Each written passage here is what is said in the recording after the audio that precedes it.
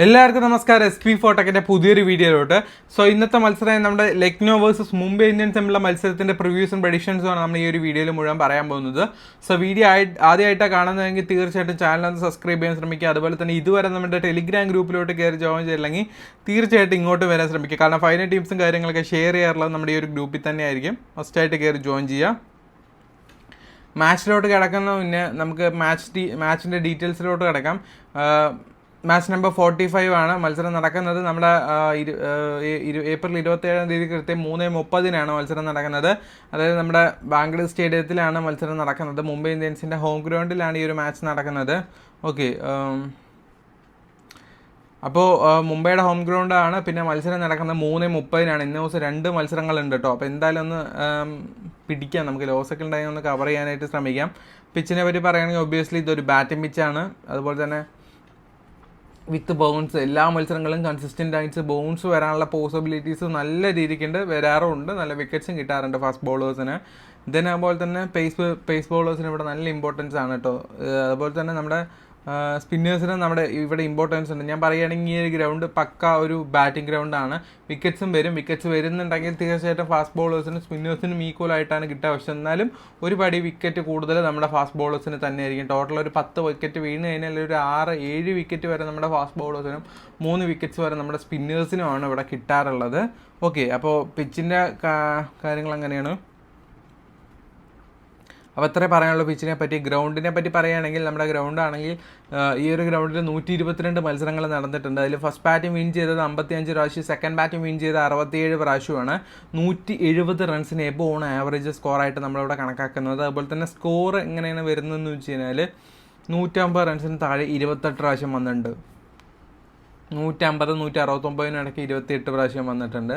170-നും 189 ഇടയ്ക്ക് 36 പ്രാവശ്യം വന്നിട്ടുണ്ട്. അതുപോലെ തന്നെ ഏറ്റവും കൂടുതൽ വിക്കറ്റ്സ് കിട്ടിയിട്ടുള്ളത് ഫാസ്റ്റ് ബോളേഴ്സിനാണ്. 747 വിക്കറ്റ്സാണ് ഫാസ്റ്റ് ബോളേഴ്സിന് കിട്ടിയിട്ടുള്ളത്. സ്പിന്നേഴ്സിന് 319, അതായത് ഒരു ഇരട്ടി താഴെ എന്നുള്ള ഒരു രീതിക്ക്. ഞാൻ അപ്പോഴേ പറഞ്ഞ ആ ഒരു സെയിം കണക്ക് തന്നെയാണ്. അപ്പോൾ നമ്മൾ 10 വിക്കറ്റ് കണക്കാക്കുകയാണെങ്കിൽ 7 ഫാസ്റ്റ് ബോളേഴ്സിന് 3 സ്പിന്നേഴ്സ് എന്നുള്ള രീതിക്കാണ് ഇവിടെ വരുന്നത്. അപ്പോൾ തീർച്ചയായിട്ടും നിങ്ങൾ ടീം ക്രിയേറ്റ് ചെയ്യുന്ന സമയത്ത് ബാറ്റിങ്ങിനും ബൗളിങ്ങിനും ഈക്വൽ ഇമ്പോർട്ടൻസ് കൊടുക്കാനായിട്ട് ശ്രമിക്കുക. അങ്ങനെ ആയിരിക്കും നിങ്ങൾക്ക് കുറച്ചുകൂടെ പ്രോഫിറ്റ് കൂടുതൽ ഏൺ ചെയ്യാൻ പറ്റുക. ഇനി നമ്മൾ പറയാൻ പോകുന്നത് പ്ലെയേഴ്സിൻ്റെ സ്റ്റാറ്റ്സ് ആണ്. അതിന് മുന്നേ എനിക്ക് 2-3 കാര്യങ്ങൾ പറയാനുണ്ട്. ഫസ്റ്റ് ഓഫ് ഓൾ നമ്മുടെ കുബേര ഫാൻറ്റസി എന്ന് പറഞ്ഞ ഒരു ആപ്ലിക്കേഷൻ നിങ്ങൾ ഇതുവരെ ട്രൈ ചെയ്ത് നോക്കിയിട്ടില്ലെങ്കിൽ തീർച്ചയായിട്ടും ട്രൈ ചെയ്ത് നോക്കി. കാരണം ഞാൻ ഡെയിലി ഇത് കളിക്കുന്നുണ്ട്. എനിക്ക് ഇന്നലെ ഒബ്വിയസ്ലി എൻ്റെ ടീം എനിക്ക് ലോസാണ് വന്നത്. ഒരു ആവറേജ് ടീം തന്നെ ആയിരുന്നു. ഹർഷൽ പട്ടേൽ നമ്മൾ എടുത്തിട്ടുണ്ടായിരുന്നു. ഹർഷൽ പട്ടേൽ 58% ഉള്ളൂ, എന്നാൽ കൂടെ നമുക്ക് ലോസ് ആയിട്ടാണ് വന്നത്. അതുപോലെ തന്നെ ഡേവിഡ് ബ്രൈവ്സ് എന്ന് പറഞ്ഞ പുള്ളിക്കാരനെ അധികം ആരും എടുത്തില്ല, 32% എടുത്തിട്ടുള്ളൂ. പക്ഷെ നമുക്ക് 88 പോയിന്റ് കിട്ടി. പക്ഷെ എന്നാൽ കൂടെ നമുക്ക് ലോസിലോട്ടാണ് പോയത്. പക്ഷെ ഞാനിവിടെ കുബേരയിലെ ഡ്യുവോ ഓപ്ഷൻ കളിച്ചിട്ടുണ്ടായിരുന്നു. ഡ്യുവോ പ്രോ ആയിരുന്നു കളിച്ചത്.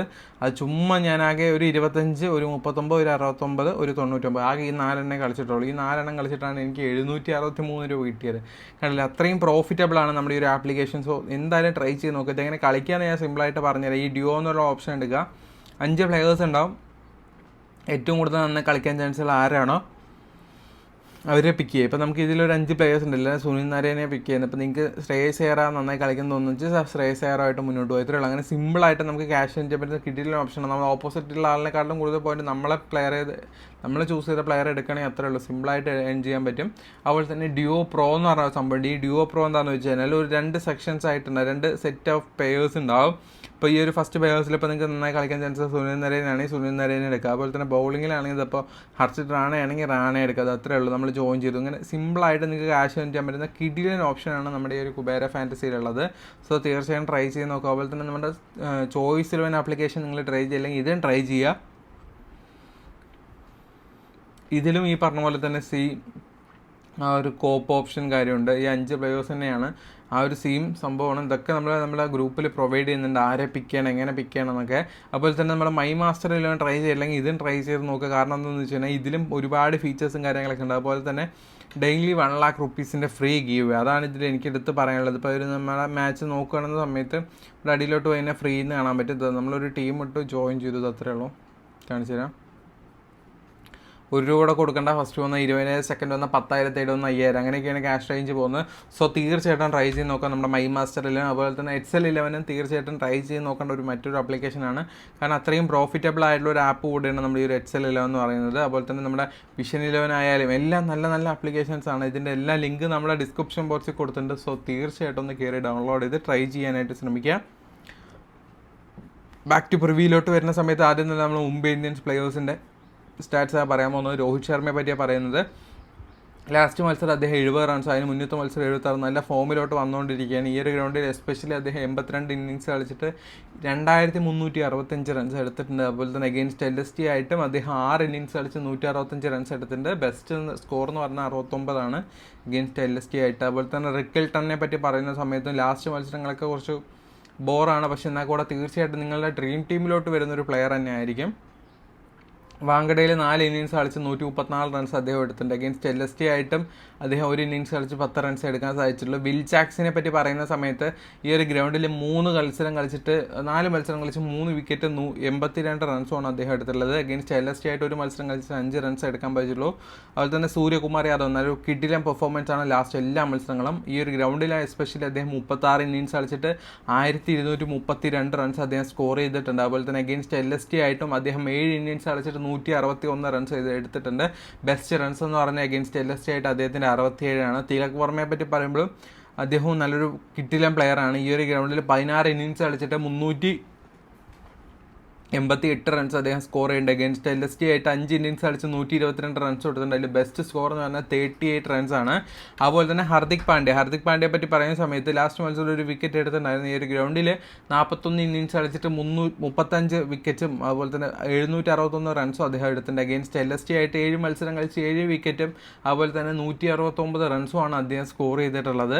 അതുപോലെ തന്നെ നമാന്തീർ എന്ന് പറഞ്ഞ പ്ലെയറിനെ പറ്റി പറയുകയാണെങ്കിൽ ഈ ഒരു ഗ്രൗണ്ടിൽ 6 മത്സരം കളിച്ച് 84 റൺസും അഗെയിൻസ്റ്റ് LST ആയിട്ട് 2 മത്സരം കളിച്ച് 108 റൺസ് കൊണ്ട് എടുത്ത് ബെസ്റ്റ് റൺസ് എന്ന് പറഞ്ഞാൽ 68. മിച്ചൽ സാന്തറാണ് അദ്ദേഹത്തെ പറ്റി പറയുമ്പോൾ ഈ ഒരു ഗ്രൗണ്ടിൽ 8 ഇന്നിങ്സ് കളിച്ചിട്ട് 5 വിക്കറ്റ് നേടിയിട്ടില്ല. അഗെയിൻസ്റ്റ് LST ആയിട്ട് 2 ഇന്നിങ്സ് കളിച്ച് 1 വിക്കറ്റ് മാത്രമേ നേടാൻ സാധിച്ചിട്ടുള്ളൂ.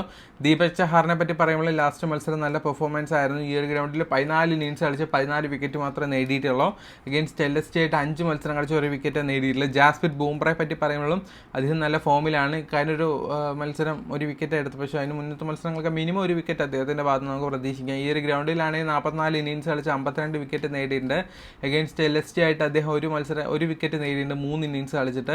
ട്രെന്റ് ബോൾട്ടിനെ പറ്റി പറയുമ്പോൾ അദ്ദേഹം റീസെൻറ്റ് പെർഫോമൻസ് അടിപൊളിയായിരുന്നു. 4 വിക്കറ്റ് ആയിരുന്നു നേടിയത്. വാങ്കഡയിൽ 15 ഇന്നിങ്സ് കളിച്ച് 16 വിക്കറ്റും 6 മത്സരം കളിച്ചിട്ട് അദ്ദേഹം അഗെയിൻസ്റ്റ് 6 മത്സരം LST ആയിട്ട് കളിച്ചിട്ട് 9 വിക്കറ്റ് നേടിയിട്ടുണ്ട്.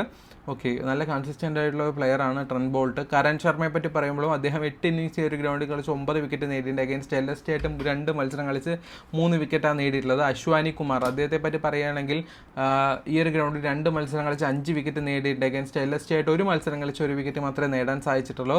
ഇനി ലക്നൌത്തെ പ്ലെയേഴ്സിൻ്റെ സ്റ്റാറ്റ്സ് നമുക്ക് പറയാം. ആദ്യം തന്നെ നമ്മുടെ മാർക്കത്തെ പറ്റി തന്നെ പറയാൻ പോകുന്നത്. ഈ ഒരു ഗ്രൗണ്ടിൽ അദ്ദേഹം 5 ഇന്നിങ്സ് കളിച്ച് 113 റൺസ് എടുത്തിട്ടുണ്ട്. ലാസ്റ്റ് മത്സരം 52 റൺസും 2 വിക്കറ്റാണ് കേട്ടോ അദ്ദേഹം നേടിയത്. അഗെയിൻസ്റ്റ് മുംബൈ ഇന്ത്യൻസ് ആയിട്ട് 6 മത്സരം കളിച്ച് 174 റൺസാണ് അദ്ദേഹം നേടിയിട്ടുള്ളത്. മിച്ചൽ മാർഷ് ആണെങ്കിൽ 3 വിക്കറ്റും 102 റൺസുമാണ് അഗെയിൻസ്റ്റ് നമ്മുടെ വാങ്കഡയിൽ അദ്ദേഹത്തിൻ്റെ റെക്കോർഡ്സ്. അതുപോലെ തന്നെ അഗെയിൻസ്റ്റ് മുംബൈ ഇന്ത്യൻസ് ആയിട്ട് 98 റൺസ് അദ്ദേഹം എടുത്തിട്ടുണ്ട്. നിക്കോളസ് പൂർണ്ണാണെങ്കിലും കുറച്ച് ഫോം ഔട്ടാണ്. 8 ഇന്നിങ്സ് ഈ ഒരു ഗ്രൗണ്ടിൽ കളിച്ച് 149 റൺസ് എടുത്തുള്ളൂ. 9 ഇന്നിങ്സ് അഗെയിൻസ്റ്റ് മുംബൈ ഇന്ത്യൻസ് കളിച്ചത് 217 റൺസ് എടുത്തിട്ടുണ്ട്. Average runs 75. ഋഷഭ് പന്തിനെ പറ്റി പറയുന്ന സമയത്തും അദ്ദേഹം 12 ഇന്നിങ്സ് ഈ ഒരു ഗ്രൗണ്ടിൽ കളിച്ച് 370 റൺസ് എടുത്തിട്ടുണ്ട്. അഗെയിൻസ്റ്റ് മുംബൈ ഇന്ത്യൻസ് ആയിട്ട് 17 ഇന്നിങ്സ് കളിച്ചിട്ട് 404 റൺസ് മാത്രമേ എടുക്കാൻ സാധിച്ചിട്ടുള്ളൂ. അതുപോലെ തന്നെ ആയുഷ് ബദോനി പുള്ളിയെ പറ്റി പറയുമ്പോൾ ഈ ഒരു ഗ്രൗണ്ടിൽ 4 മത്സരം കളിച്ച് 95 റൺസ് എടുത്തിട്ടുണ്ട്. അഗെയിൻസ്റ്റ് മുംബൈ ഇന്ത്യൻസ് ആയിട്ട് 5 മത്സരം കളിച്ച് 73 റൺസുമാണ് നേടിയിട്ടുള്ളത്. ഡേവിഡ് മില്ലർ ഭയങ്കര മോശം പെർഫോമൻസ് ആണ് ഈ ഒരു സീസൺ മുഴുവൻ അദ്ദേഹത്തിൻ്റെ ഭാഗത്ത് നമുക്ക് കാണാൻ സാധിക്കുന്നത്. അതുപോലെ തന്നെ ഈ ഒരു ഗ്രൗണ്ടിൽ അദ്ദേഹം 15 ഇന്നിങ്സ് കളിച്ചിട്ട് 371 റൺസും അഗെയിൻസ്റ്റ് മുംബൈ ഇന്ത്യൻസ് ആയിട്ട് 17 ഇന്നിങ്സ് കളിച്ച് 403 റൺസും അദ്ദേഹം സ്കോർ ചെയ്തിട്ടുണ്ട്. അബ്ദുൽ സമാദിനെ പറ്റി പറയുമ്പോൾ 1 മത്സരം ഈ ഒരു ഗ്രൗണ്ടിൽ കളിച്ച് 3 റൺസ് എടുത്തിട്ടുണ്ട്. അഗെയിൻസ്റ്റ് മുംബൈ ഇന്ത്യൻസ് ആയിട്ട് 6 മത്സരം കളിച്ച് 45 റൺസുമാണ് അദ്ദേഹം നേടിയിട്ടുള്ളത്. ഷർദുൽ താക്കൂറിനെ പറ്റി പറയുമ്പോൾ ഈ ഒരു ഗ്രൗണ്ടിൽ 17 ഇന്നിങ്സ് കളിച്ചിട്ട് 16 വിക്കറ്റ് നേടിയിട്ടുണ്ട്. അഗെയിൻസ്റ്റ് മുംബൈ ഇന്ത്യൻസ് ആയിട്ട് 14 മത്സരം കളിച്ച് 11 വിക്കറ്റുമാണ് കേട്ടോ നേടിയിട്ടുള്ളത്. അതുപോലെ തന്നെ ആവേശ് ഖാനെ പറ്റി പറയുമ്പോൾ അദ്ദേഹം 6 മത്സരം ഈ ഒരു ഗ്രൗണ്ടിൽ കളിച്ച് 9 വിക്കറ്റും എഗെയിൻസ്റ്റ് മുംബൈ ഇന്ത്യൻസുമായിട്ട് 6 മത്സരം കളിച്ച് 11 വിക്കറ്റും എഗെയിൻസ്റ്റ് ആവേശ് ഖാൻ നേടിയിട്ടുണ്ട്. അതുപോലെ തന്നെ രവി ബിഷ്ണോയിനെ പറ്റി പറയുമ്പോൾ 5 ഇന്നിങ്സ് ഈ ഒരു ഗ്രൗണ്ടിൽ കളിച്ച് 4 വിക്കറ്റും മുംബൈ ഇന്ത്യൻസിന് അഗെയിൻസ്റ്റ് 11 മത്സരം കളിച്ച് 12 വിക്കറ്റ് നേടിയിട്ടുണ്ട്. അതുപോലെ തന്നെ പ്രിൻസ് യാദവ് ആണെങ്കിലും വലിയ റെക്കോർഡ്സ് ഒന്നുമില്ല, അഗെയിൻസ്റ്റ് മുംബൈ ഇന്ത്യൻസായിട്ട് ഒരു മത്സരം കളിച്ച് 1 വിക്കറ്റ് നേടിയിട്ടുണ്ട്. മായങ്ക് യാദവിനെ പറ്റി പറയുമ്പോഴും ഒരു മത്സരം കളിച്ച് 1 വിക്കറ്റ് അഗെയിൻസ്റ്റ് മുംബൈ ഇന്ത്യൻസ് നേടിയിട്ടുണ്ട്. അതുപോലെ തന്നെ ദിഗ്വേഷ് റാത്തി ആണെങ്കിലും ഒരു മത്സരം അഗെയിൻസ്റ്റ് മുംബൈ ഇന്ത്യൻസായി കളിച്ച് 1 വിക്കറ്റാണ് നേടിയിട്ടുള്ളത്. ടോട്ടലി നമ്മുടെ മുംബൈയും അതുപോലെ തന്നെ ലക്നോയും തമ്മിൽ 7 പ്രാവശ്യം ഏറ്റുമുട്ടിയിട്ടുണ്ട്. അതിൽ 6 പ്രാവശ്യം നമ്മുടെ ലക്നോ തന്നെയാണ് വിൻ ചെയ്തത്, 1 പ്രാവശ്യം മാത്രമേ മുംബൈ ഇന്ത്യൻസ് വിൻ ചെയ്തിട്ടുള്ളൂ. സോ നമുക്ക് എന്തായാലും നമ്മുടെ ഒരു പ്രിവ്യൂ ടീമിലോട്ട് കിടക്കാം. ഈ പ്രാവശ്യം എന്തായാലും മുംബൈ ഇന്ത്യൻസ് ആയിരിക്കും കൂടുതൽ വിൻ ആവാനുള്ള ചാൻസ് കൂടുതൽ. ആര് കളിക്കുന്നുള്ള കാര്യത്തിൽ നമുക്ക് ഉറപ്പില്ല, കാരണം ഭയങ്കര ടൈറ്റ് ആയിട്ടുള്ളൊരു മാച്ച് തന്നെ ആയിരിക്കും ഈ ഒരു മാച്ച് എന്നുള്ള കാര്യത്തിൽ ഷുവറാണ്. സോ നമുക്ക് ടീം ക്രിയേറ്റ് ചെയ്യാനായിട്ട് നമ്മളിപ്പോൾ തൽക്കാലം യൂസ് ചെയ്യുന്ന നമ്മുടെ XL11 ആപ്ലിക്കേഷനാണ്. നമ്മുടെ മുംബൈ ഇന്ത്യൻസ് വേഴ്സസ് ലക്നോ തമ്മിലുള്ള മാച്ചിൻ്റെ ഒരു പ്രിവ്യൂ ടീം ക്രിയേറ്റ് ചെയ്യാം. ഫസ്റ്റ് ഓഫ് ഓൾ നമുക്ക് നമ്മുടെ നിക്കോളസ് പൂറനും അതുപോലെ തന്നെ റിക്കിൾട്ടനെയും 2 പേരെയും പിടിച്ചിടാം. അതുപോലെ തന്നെ ബൗളിംഗ് ഓപ്ഷനിലാണെങ്കിൽ നമ്മുടെ ട്രെൻറ്റ് ബോൾട്ടും അതുപോലെ തന്നെ ജാസ്പ്രീത് ബുംറയും നല്ല പെർഫോമൻസ് ആണ്. ഓൾറൗണ്ടേഴ്സിലാണെങ്കിൽ മാർക്കാം, അതുപോലെ തന്നെ Hardik Pandya, then Mitchell Marsh, നമ്മുടെ സ്കൈ, സൂര്യകുമാർ യാദവ്, അതുപോലെ തന്നെ നമ്മുടെ രോഹിത് ശർമ്മ, തിലക് വർമ്മ വേണ്ട തൽക്കാലം, ആയുഷ് ബദോനിനെ നമുക്കെടുക്കാം. അതുപോലെ തന്നെ നമുക്ക് ഓൾറൗണ്ടർ ലിസ്റ്റ് നിന്ന് വേണമെങ്കിൽ ഇവിടെ നിന്ന് ആരെങ്കിലും ഒരു മെയിൻ ബൗളറിനെ എടുക്കാം. ഒരു ബൗളർ അല്ലല്ലോ, ആവേശ് ഖാൻ തന്നെ എടുക്കാം. ഇപ്പോൾ ഏകദേശം ഒരു ടീം സെറ്റ് ആയിട്ടുണ്ട്. ക്യാപ്റ്റൻ VC ആണ് എല്ലാവർക്കും ഭയങ്കര റിസ്ക് ആയിട്ട് തോന്നുന്നത്. സോ ഒബ്വിയസ്ലി ഞാൻ ഇപ്രാവശ്യം ഹാർദിക് പാണ്ഡ്യ തന്നെയാണ് ക്യാപ്റ്റൻസി കൊടുക്കുന്നത്. നല്ലൊരു പെർഫോമൻസ് അദ്ദേഹത്തിൻ്റെ ഭാഗത്തുനിന്ന് ഞാൻ പ്രതീക്ഷിക്കുന്നു. അതുപോലെ തന്നെ മാർക്കത്തിന് കൊടുക്കണ്ട കേട്ടോ, കാരണം മാർക്കം കളിക്കാനുള്ള ചാൻസ്, പോയിൻറ്റ്സ് കിട്ടാനുള്ള ചാൻസ് കുറവാണ്. പക്ഷേ എന്നാലും നമ്മുടെ ടീം ഒന്ന് സേഫ് ആക്കാൻ വേണ്ടി മാത്രമാണ് അദ്ദേഹത്തെ പിടിച്ച് നമ്മുടെ ടീമിലോട്ട് തൽക്കാലം ഇട്ടത്. നമ്മുടെ ടീം ഒന്ന് നോക്കാം, റിക്കിൾട്ടൺ, അതുപോലെ തന്നെ Nicholas Pooran, Mitchell Marsh, Rohit Sharma, Suryakumar Yadav, Ayush Badoni, നമ്മുടെ Hardik Pandya, Markram, Trent Boult, Jasprit Bumrah, Avesh Khan, ഇത്രയും പേരെ നമ്മുടെ ടീമിലുള്ള ജസ്റ്റ് ഒരു പ്രിവ്യൂ ടീമാണ്. ഫൈനൽ ടീംസും കാര്യങ്ങളൊക്കെ നമ്മുടെ ടെലിഗ്രാം ഗ്രൂപ്പിൽ അപ്ലോഡ് ചെയ്യുക. ടെലിഗ്രാം ഗ്രൂപ്പിൽ നിങ്ങൾ കയറി ജോയിൻ ചെയ്യില്ലെങ്കിൽ തീർച്ചയായിട്ടും കയറി ജോയിൻ ചെയ്യുക. അടുത്ത വീഡിയോ കാണുന്നവരെ എല്ലാവർക്കും ഗുഡ് ബൈ ഫ്രണ്ട്സ്.